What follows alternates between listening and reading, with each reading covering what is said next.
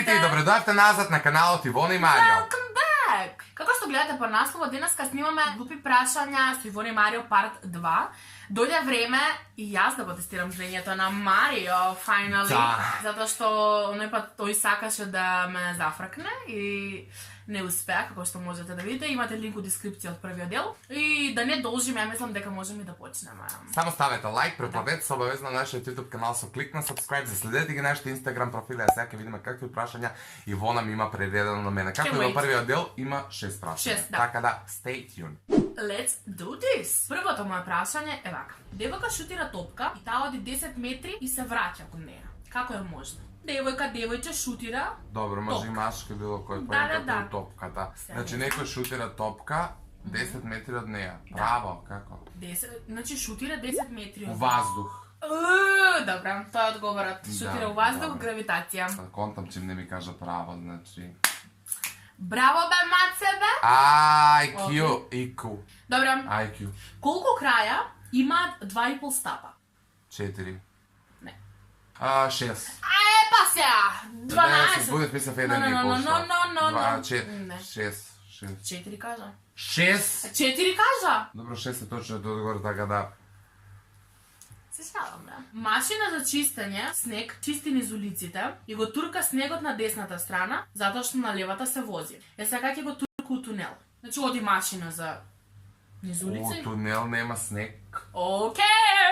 А ја ќе појдам да ти кажам, не се вози на лева страна. Господе, ма ми текна среќа. Ајде. Ако на човек му се острани десната рака, колку прсти му остануваат? What? Ако на човек му се исече десната рака, ете. Колку прсти му остануваат на раката која е исечена или на останатите делови? Значи, колку прсти му остануваат е прашањето? 15. Да. Стварно? Да. И мојата беше ваква реакција кога мислев дека е нешто као по-сложено, мислев на раката што ќе се исече па се пецам. Па брат, затоа се глупи прашања со Ивона и Марио. Окей. Изненаден сум од самиот себе си. Врне дожд и во шумата се наоѓа мало зајче. Под кој дрво ќе се скрие зајчето? Врне дожд, сега има сигурно нека глупа тактика ова да се. Врне дожд во шума и се наоѓа мало зајче. Да. Под кое дрво? Да, такво малецко на сквак, сквак. Зашо мора под дрво да се крие зајче?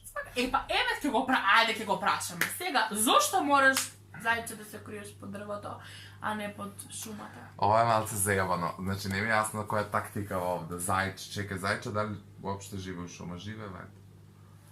Дали постои воопшто зајче? Прво почни од Не, тоа, чекај. ајде, кога веќе... Живе у шума зајче за зајче, него зашто мора... Зашто па врне дожд, па не се крие? Шума не ја врне дожд.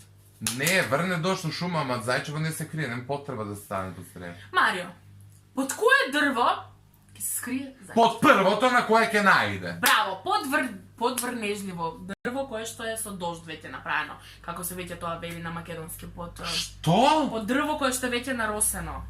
Мокро дрво. Значи, мојот одговор не беше тачен. Не. Под мокро дрво? Ова е најглупото нешто што го имам слушал. Зајчево ќе се сокрие под мокро дрво веќе. They ask you how you are, you just have to say that you're fine when you're not really fine, but you just can't get into. Па затоа што Па сите се мокри. Па требаше тоа да го кажеш кога веќе мафташ се со раце и знаеш дека сите се мокри. Па е реков под првото на кое ќе најде. Па добро, ама сега треба да кажеш затоа што се мокри. Одговорот Ова е стварно. Па еве подводеното е. Добро, нема веќе, ајде. Последната прашање е ваква. Во една соба имало 10 луѓе, 5 умреле, колку останале? 10. Да.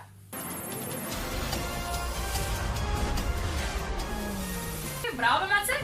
Интелигентен човек. 5 мртви, 5 живи, сите у една соба, па ај. Па останале сите, тоа е суштината. Во суштина, овие се бајаги глупи прашања, ама не се за сите. Ако ви одговоривте точно на некој... Да, напишете на коментари дали ги одговарате. Ја, например, додека ги тражав, стварно одговорив на сите и бев окей, ама... Ја утнав со дрвото, тоа водено глупо. Ама тоа признајте дека беше стварно глупо. Добро, ајде, сега признај, да.